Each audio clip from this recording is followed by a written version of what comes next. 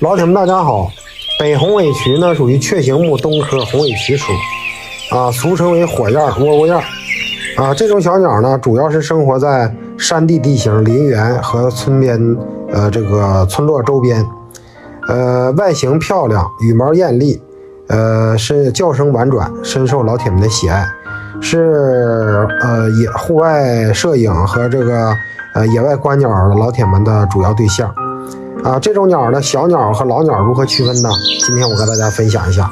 首先说小鸟，当年的小鸟就是小钩的亚成头部和背部以棕色调为主色调。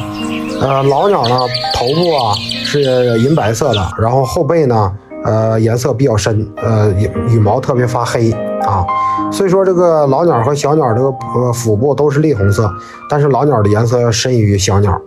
通过背部和头部基本上就可以区分出来，北红的亚成与老鸟。有时间我会为大家分享一些鸟类知识，喜欢的老铁呢可以给我点点关注，感谢每一位老铁。